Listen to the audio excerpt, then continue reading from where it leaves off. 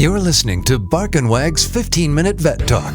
Each week, your host, Polly Requa, interviews veterinarians and individuals in the pet industry from across the nation answering pet questions. Bark and Wag podcast is produced weekly for your enjoyment, and show notes can be found at barkandwag.com under the podcast tab. That's BARKNWAG.com. Please remember to subscribe to Bark and Wag 15-Minute Vet Talk. Welcome to Bark and Wag 15-Minute Vet Talk. I'm your host, Polly Requa. Today we're talking to Kersti Nieto, dog trainer at Dog Training Camp USA in North Carolina. Welcome, Kersti. Hi, Polly. It's good to be back. Thank you for being on the podcast. We have a short question today, maybe a long answer, which is fine. But how do you know when your dog is stressed? Stressed. Oh, that's a good question. So a lot of things to look for are in their body language. I guess to start, I'd look at your dog's comfort zone. So probably going new places, going somewhere they've never been before are triggers for stressors, or meeting new people, different people coming in the house, or loud noises. So those are things that might start stress, but I wouldn't give too much attention to it. So if you think your dog might be stressed out, be aware of that, but don't worry over it when you go do something new, if that makes sense. Things to look for in their body language if they're stressed, say somebody's coming to approach your dog to be petted. If your dog has its ears down flat, if they're panting, or they're panting and shutting their mouth and just kind of looking all around and they look really anxious. So that's a really big one, is panting and then they close their mouth and look around and then they start panting again. Okay. It's just like this anxiety in them. What does it mean when they're like the hackles go up? That's another stressor, and I'm really uncomfortable too. So depending on the situation, sometimes hackles going up when another dog approaches, that's dog-dog interaction. But say someone new comes in your house and those hackles are up on your dog, that's more, I'm stressed, I don't know who you are, is this okay? And those are instances where it's our job to step in and kind of, you can tell your dog to quit or redirect their attention. So give them something else to do and ask your guest to ignore the dog. So a lot of times if someone comes in the house and it goes straight to the dog and the dog is stressed out, that's a really confrontational situation for the dog. But coming in and ignoring your dog helps the dog kind of relax more around something new.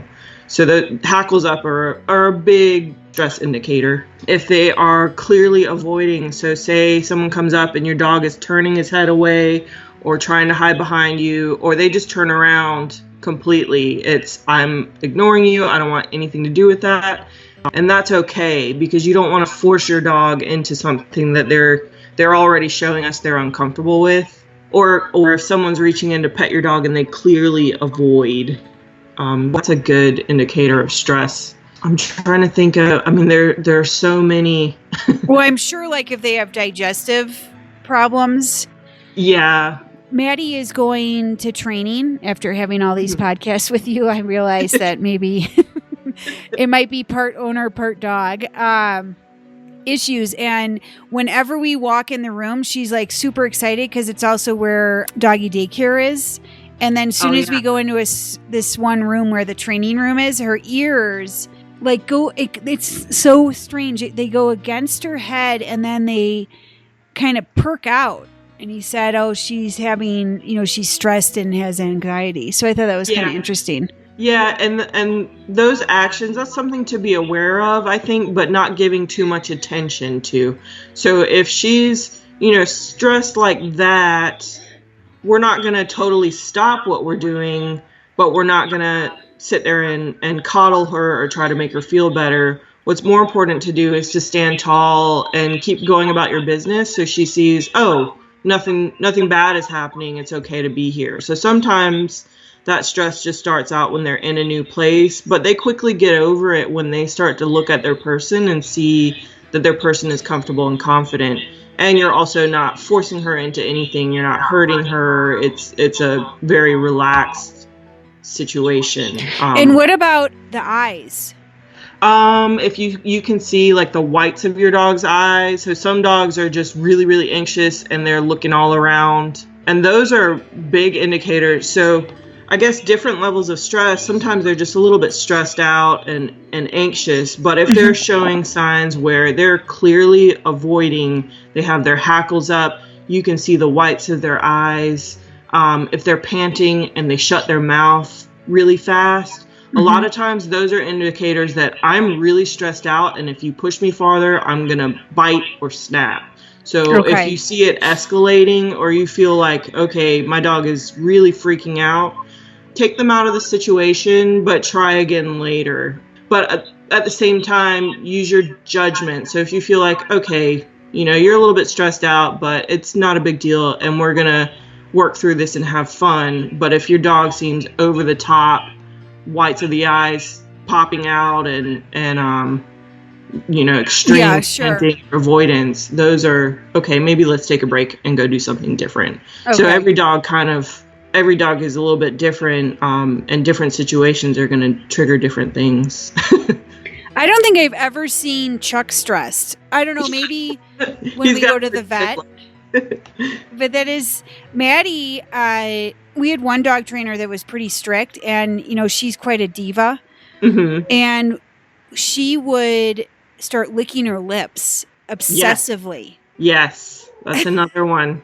Oh, licking the lips. I'm just uncomfortable. Or another one is if they're standing and they raise their paw up, so they hold one paw in the air. It's like a coping mechanism. They're trying to like, okay, I'm fine.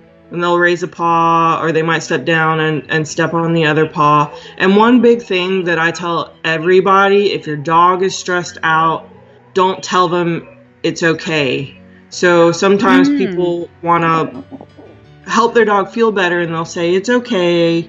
But really what you're doing when you speak to them that way, you're reinforcing that stress. So in their mind, you're speaking to them sweetly, and they're encouraged to act like that more. Does that make sense? Yeah. So what do you do? That's kind of interesting. I never thought of that, because I always say that. Yeah. And it's hard because that's how we talk to people. That's how you want to help your children feel better, or if somebody's going through a hard time, that's how we talk to each other. But for dogs, the best thing to do is to ignore that. And once they've overcome that challenge, then you can tell them good job or praise them then. But when they're freaking out or they're stressed, you don't want to get in there and pet them or tell them it's okay or love on them, because you're keeping them in that state of mind. But by ignoring it, so if you act very confident and stand tall and say you see something approaching that's freaking your dog out, don't look at your dog, because your dog's going to be looking up at you to see what your reaction is. You want to give this very confident attitude, and that's going to flow right to your dog, and they're going to think, okay, mom's got this. It's kind of like if your kids are freaking out about something, but you don't want to freak out so that they don't act that way. It kind of goes that way.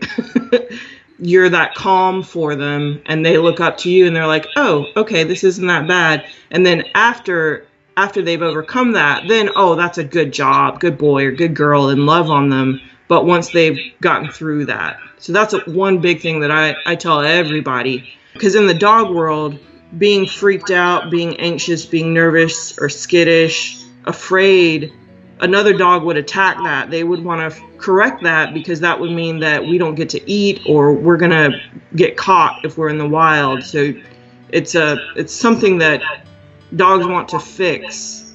So just kind of watching dog language. I don't know. Okay. I'm kind of getting on that one. That might be one that we talk about another podcast. Yeah, that's interesting. Yeah, because when you're in different situations, to see how your dog reacts, and how, the dog trainer we're working with said that Maddie's so almost obsessed. Well, she is obsessed with me, but he said I need to use that in my to my advantage, because it will just help with training. Yeah, because retrievers they want to please, and they're also working dogs. Right. So everything we do now, so it's kind of funny, because the girls just want some fat lab to lay on their bed. And he's like, no, I don't want the dogs on the bed. I don't want, so it's kind of interesting. It also trains the humans because we humanize the dogs so much. Yeah. But so now everything we do with Maddie is, there's a reason why we're doing it, and she has to do something for that treat. Yes. And it's almost like she's relaxed. Like she doesn't have to take care of the family. Yes, because she's working now. She's like, okay, I've got my job. I know what to do. Yeah, that's really good. So it's kind of interesting. I've grown up with retrievers and, never been taught that. Yeah. So, and sometimes different dogs, I think about that too, because I was raised with tons of dogs and we never had any problems, or I guess we just fix things on our own, but different dogs come along with different personalities, and sometimes you have one with a higher drive that might need more attention than all the other dogs you've had in the past. And also I think nowadays too, we are just as a society, we're bringing dogs in more who were bred to work or, be working dogs on a farm or go hunting or different things, but we're bringing those breeds into our homes and expecting them to be house dogs without those outlets. So then they start to have all these behavior problems because they're not working like they used to. So that's one important thing to keep in mind is making sure our dogs are fulfilled and getting the outlets that they were bred for, especially if you have a working dog.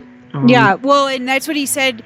He'll get a lot of calls from owners, and especially in Breckenridge, a lot of people have huskies, and people will call and say, can you train my husky to walk nicely on a leash? And he said, I'm not going to take your money because that's not what they're, bred to do. They're bred to pull. Yeah. And so it's kind of interesting when you know the dynamics of the different breeds, So, I would like to have someone analyze Chuck, though.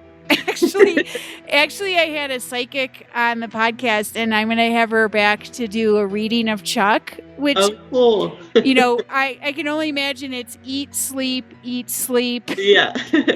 Pet me, eat, sleep. So, anyway, well, yeah, I'd love to have you back and give your, little synopsis of probably, 10 breeds and what you've seen on how you train them. Just kind of, I think that would be pretty interesting for people, because really you buy a dog because it's cute or it's got a great story or a sad story and you want to save it. Yeah. But then you need to know how to work within the unit. Yes. So that the dog gets the best of it as well. Absolutely. Like German Shepherds, people see somebody with a really nice, well-trained German Shepherd, and then they go get a German Shepherd puppy, and it turns into chaos because they didn't do their research, or they saw a dog and didn't realize all of the work that goes into making it that well-behaved dog. So they're all, yes, I could talk about that all day. Yeah, that would be really interesting. Well, thanks for being on the podcast, and I look forward to having you back. Me too. I'm excited to be back next time. Okay, take care. You too. Thank you for listening to Bark and Wag's 15-Minute Vet Talk. If you like what you just heard, we hope you'll pass along our web address, www.barkandwag.com, to your friends and other pet owners. Have a pressing question for a veterinarian? Ask your question at barkandwag.com under the podcast tab. This has been a KFR production. Join us next time for another edition of Bark and Wag's 15-Minute Vet Talk.